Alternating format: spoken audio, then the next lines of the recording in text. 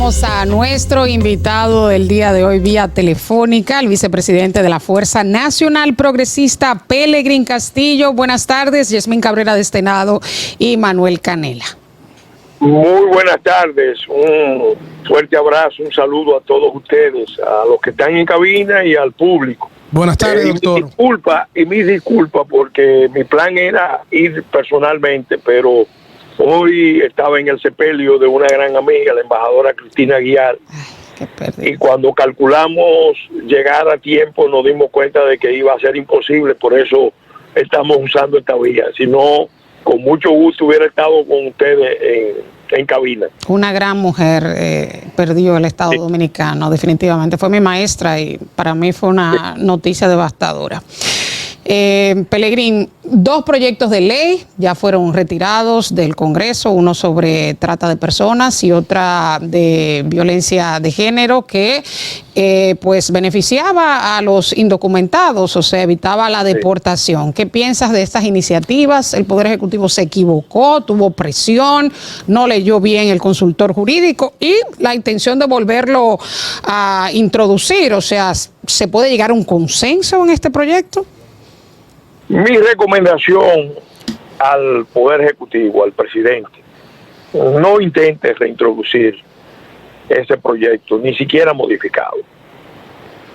Realmente, como se le explicó al presidente, como se demostró en los debates públicos, aquí hay una ley de trata más que suficiente en términos de previsiones legales para enfrentar el fenómeno de la trata.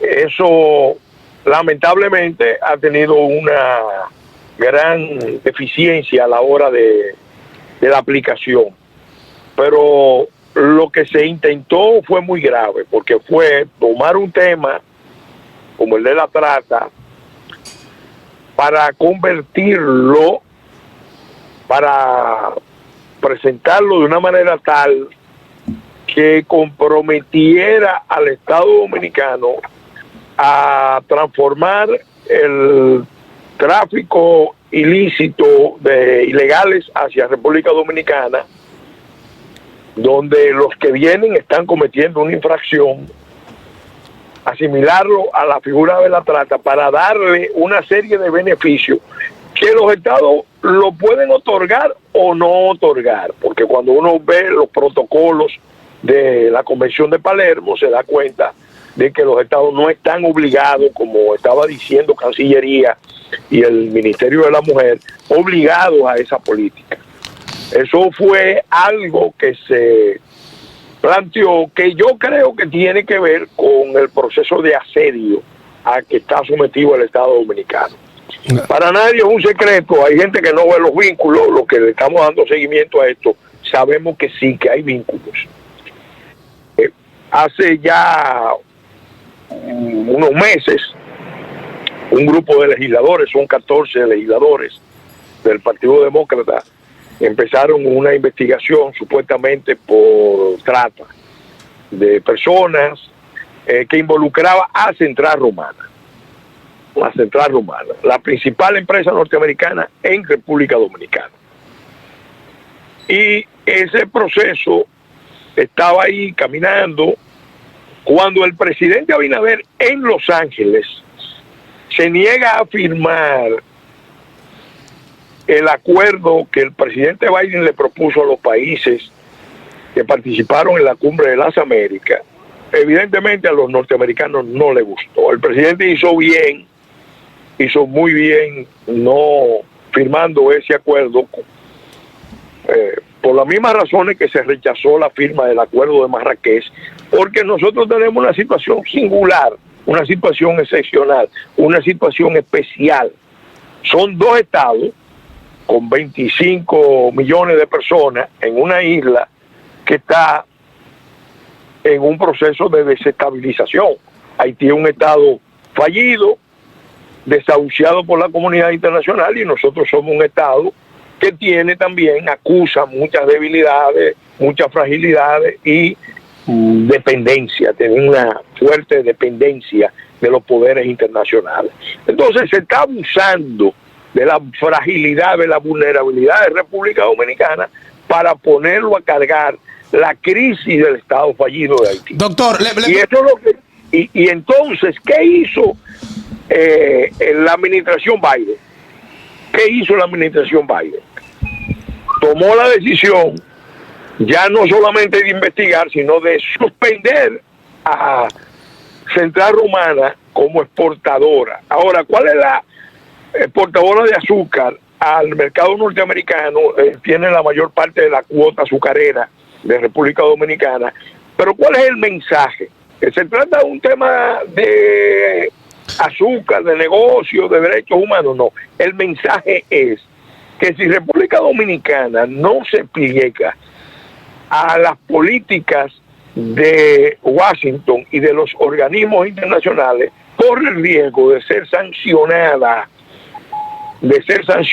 con la suspensión parcial o total del DR-CASTA. Entonces, eso es lo que está en la base de esto, que al país no se le explica. Y yo lo estoy explicando. Y que no podemos perder de vista que antes de lo de Central Romana había ocurrido la advertencia de parte de la embajada dominicana de que aquí se estaba discriminando en República Dominicana. La advertencia que hizo son nacionales de origen afroamericano. Mira, cuando tú analizas lo que está pasando, yo lo voy a resumir. En la isla de Santo Domingo se está montando una operación especial de alta inteligencia. En Ucrania se montó una operación especial militar que terminó en una invasión y ahora está en una guerra. Aquí en la isla, sectores de poder, no voy a decir Estados Unidos, porque ya vimos el Senado norteamericano, senadores de ambos partidos, advirtiéndole a la administración que tenga cuidado con República Dominicana, porque República Dominicana es el principal aliado que tiene Estados Unidos en la región. Y lo está asediando, lo está hostigando. ¿Por qué? ¿Qué es lo que está pasando? Entendamos lo que está pasando. Mire, ahora mismo se está librando una batalla entre la diáspora haitiana, que cada día tiene más poder en Estados Unidos, en Canadá y en Francia, pero sobre todo en Estados Unidos y Canadá. Por eso Estados Unidos y Canadá son los dos países que están participando en este esquema de asedio a República Dominicana. ¿Cuál es el esquema? Bueno, República Dominicana ha sido acusada de una cantidad de crímenes internacionales. Se le ha acusado, y yo soy testigo, de genocidio. Se le ha acusado de apartheid. Se le ha acusado de fomentar la desnacionalización, es decir, la patria de cientos de miles de sus ciudadanos, lo cual es una patraña, una burda patraña jurídica, pero ellos lo hacen porque se sienten con el poder de hacerlo. Se le ha pedido que revoque su decisión de nacionalidad. Óigame, eso no tiene precedente, que una corte le pida, una corte por instigación de esos grupos de poder de Estados Unidos. Pelegrín, ¿cómo evaluarías la posición del gobierno? Porque constantemente se pronuncia en organismos internacionales sobre la situación de Haití con pronunciamientos vehementes. O sea, considera que defiende el país, además de los constantes operativos de deportaciones.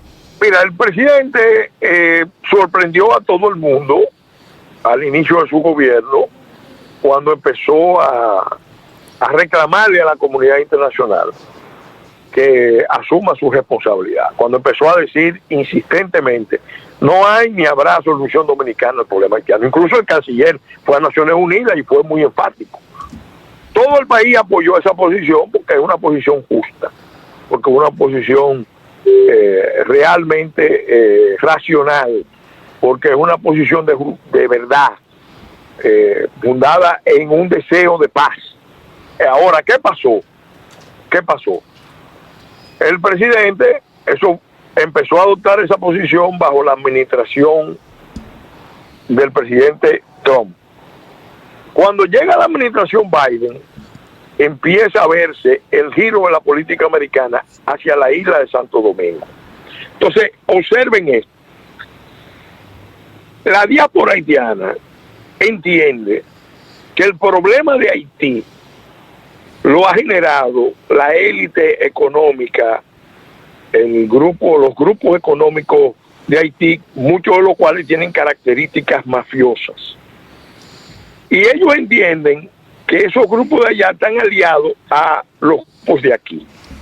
Y en parte eso es verdad, pero lo que no se dice es que eso es el resultado de la política de los propios Estados Unidos. Ahora, Pelegrín, porque el que empieza a decirle a los grupos de aquí que tienen que entenderse con los grupos de Haití para crear el mercado de los 21 millones, de los 25 millones, es Estados Unidos de Norteamérica, y concretamente el presidente Clinton, enviado especial de Estados Unidos para el manejo de la crisis haitiana. Entonces, ¿qué pasa? Ahora ellos están en pleito, la diáspora haitiana con la élite de Haití, y ellos en ese pleito quieren involucrar a República Dominicana. ¿Cuáles son las armas que están usando?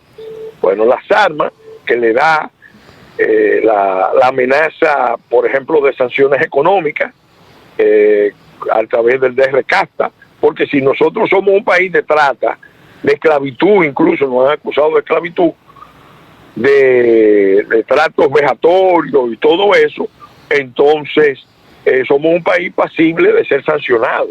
Y eso es lo que están usando contra la República Dominicana. Ahora, ¿cuál es el objetivo último de esa diáspora? Resolver la crisis haitiana en República Dominicana. Ellos no quieren de condición de Haití en Haití. ¿Esos grupos de poderes tienen aliados en el gobierno dominicano trabajando a favor de ellos? Entonces, ahí es que viene el problema. El gobierno tiene un serio problema de contradicción de fondo, porque el presidente fijó esa posición y fue muy claro, pero una buena parte del gobierno, ministros clave, son miembros distinguidos del Partido de la Sociedad Civil, y el Partido de la Sociedad Civil le responde a las embajadas extranjeras y a los organismos internacionales. El ministro de Economía, por ejemplo. El ministro, ese es un buen ejemplo. A nosotros nos acusaron de racismo estructural, pero nos viven acusando la ONG, pero ahora resulta que el ministro de Economía del país es el que hace la acusación. Y el gobierno debió llamarle la atención, o por lo menos decirle que esa era una opinión de tipo personal, y no lo hizo. Entonces ya eso, en el término del récord internacional, queda registrado en contra de la República Dominicana.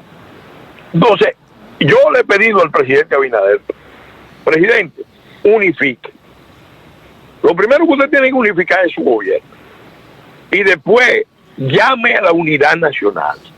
Porque este tema es un tema que exige, que demanda que se produzca un pacto nacional, un pacto patriótico de todos los partidos. Sí, y yo creo que por primera vez, o no por primera vez, pero es un tema que une criterios.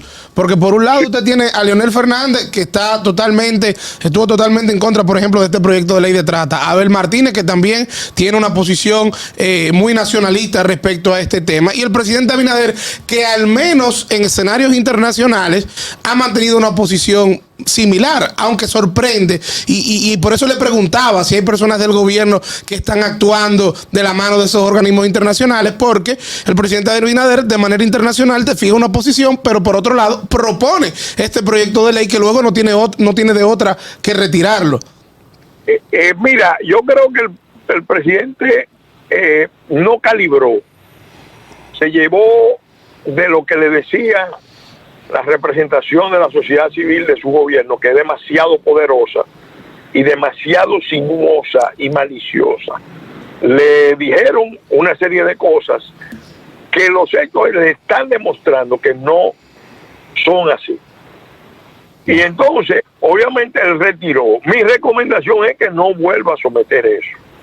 Que lo que él tiene que hacer, a mi juicio, y es algo que tengo tiempo planteándolo, es un esfuerzo, primero unificar su gobierno y después de unificar al país, porque el país exige que esa posición se convierta en posición de Estado. Y cuando digo el país exige, me refiero a los sectores de la vía nacional que están más informados, que están más conscientes, que tienen más capacidad de ver lo que está pasando y hablar a nombre del país. Yo puedo decir que este es un momento histórico. Nunca en la vida de República Dominicana el Estado dominicano, la nación dominicana, se había visto tan arriesgado, tan expuesto, tan en peligro como ahora. Entonces, en esa circunstancia es necesario, es imprescindible que se produzca ese esfuerzo. El que tiene que encabezarlo es el presidente. Mire, le voy a dar estos testimonios. El presidente Abinader llamó, hará cosa de un año, a todos los partidos políticos a que fueran al Palacio Nacional a una reunión sobre la crisis haitiana. Y fueron todas las fuerzas, 30 partidos políticos, todos estuvieron en Palacio. Y todos fueron a llevar sus inquietudes. Oímos las inquietudes del gobierno y de ahí salió el compromiso de aprobar una declaración conjunta que se publicó aquí, que debió publicarse en todos los medios internacionales. No sé por qué no se cumplió eso, pero eso debió publicarse internacionalmente, ese comunicado de todas las fuerzas políticas, hablando de la crisis haitiana y de la imposibilidad de que República Dominicana cargue con ese problema que no lo hemos generado nosotros. Entonces, después de esa reunión, se hicieron 5 reuniones más, una con la presencia del presidente, y en todas se le pidió, hagamos un esfuerzo todos para que esto sea política de Estado. Yo sé que hay partidos, sé que hay una lucha electoral y que eso dificulta, porque los partidos, todos, y los candidatos, todos, de alguna manera siempre tratan de que se saque ventaja o se perjudique la posición del contrario. Entonces, eso es un obstáculo, pero la calidad de la clase política del país se va a medir por eso. Entonces, después, el mismo presidente pide que esto se discuta en el Consejo Económico y Social. Y nos vamos al Consejo Económico y Social, a la mesa de política exterior y de migración. Y ahí debió darse una gran discusión.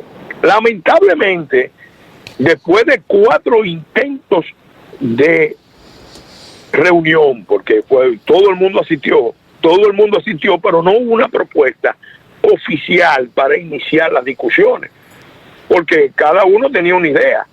Y yo personalmente incluso sugerí que empezáramos a discutirlo, aún no hubiera una posición oficial del gobierno, porque el Consejo Económico Social no necesariamente representa al Ejecutivo. Y entonces, ¿qué pasó? Bueno, no se pudo llegar a ningún acuerdo. La única mesa, hubo 2 mesas que no llegaron a acuerdo. ¿Qué más? Ni siquiera, en este caso se puede decir que no se llegó a acuerdo, porque sencillamente no se inició la discusión. ¿Por qué? Porque hay sectores que quieren manejar esto como una agenda exclusiva. Son los sectores que han estado negociando sus intereses de todo tipo con los poderes internacionales. Entonces no quiere que esto se convierta en una política de Estado. Porque si se convierte en una política de Estado, aquí todo el mundo tiene que hablar el mismo lenguaje. Todo el mundo tiene que estar en la misma página. Gobierno, oposición, sector público, sector privado, y si no todo el mundo, una gran mayoría. Pelegrín, pasando al tema político, ¿cuáles son las proyecciones de cara a las elecciones del 2024 de la Fuerza Nacional Progresista? Mira, la realidad es que nosotros, como partido, estamos muy inmersos en las luchas nacionales y patrióticas. Incluso se lo hemos dicho a los demás partidos. Nosotros sentimos, pues creemos, tenemos la preocupación de que el Estado Dominicano está muy amenazado, está muy en peligro en estos momentos. Y entonces es algo extraordinario, tan extremo, tan excepcional, que uno no puede estar pensando en términos políticos electorales. Nosotros, que probablemente somos el partido que tiene más conciencia sobre estos temas, por muchísimas razones, nos hemos dedicado a que el Estado dominicano pueda tener una respuesta de Estado. A que los políticos demuestren su madurez, demuestren su voluntad, demuestren su compromiso patriótico y digan, miren, este tema lo vamos a tratar con política de Estado y nos vamos a sentar a discutir no lo que me conviene a mí o lo que le conviene al otro o lo que le conviene al sector tal o cual, sino a la supervivencia del proyecto histórico que fundó Juan Pablo Duarte. Esa es la lucha en la que estamos inmersos, una lucha, para nosotros esa es la prioridad. Ahora, nos estamos preparando también para participar en el proceso electoral, porque hay una cita electoral. Nos preocupa, lo quiero decir con toda claridad, que el sistema político no ha dado las muestras de comprensión de que hay que producir una serie de cambios para mejorar la calidad de la democracia, y que hasta ahora lo que se conoce es que los partidos mayoritarios quieren mantener los sistemas de votación, como por ejemplo el sistema del voto de preferencial, que es uno de los factores que está destripando el sistema político y los partidos. Y se le ha dicho de mil maneras, no podemos tener voto preferencial. El voto preferencial está abriendo las puertas al dinero y específicamente al crimen organizado o a la voluntad de los grandes grupos económicos, y al final República Dominicana no va a tener una mejor representación si no logra cambiar ese método. Se trató de cambiar la fórmula Hon y no pudo ser posible. Se han dado una serie de propuestas, incluso nosotros llevamos la propuesta de que el conteo de los votos se hiciera con las cámaras, que se grabara y se filmara lo que estaba pasando en cada mesa, y eso no se ha querido. Eso se abrió como posibilidad para que los delegados lo hagan, y nosotros estamos reclamando que eso sea algo institucional. Entonces eso nos preocupa porque realmente uno que ha visto demasiado ya sabe que aquí el día de las elecciones se produce más que un matadero electoral, un destripadero electoral, donde los partidos, los candidatos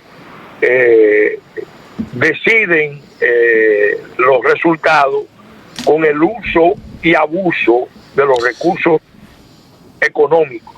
Excelente, excelente. Muchísimas gracias, Pelegrín, de verdad, por su tiempo y por su participación, que la verdad nos edifica bastante, aunque no le puedo negar que nos preocupa, pero qué bueno que contamos con ustedes, que la verdad viven haciéndonos ese recordatorio y ese llamado de alerta a todos los dominicanos.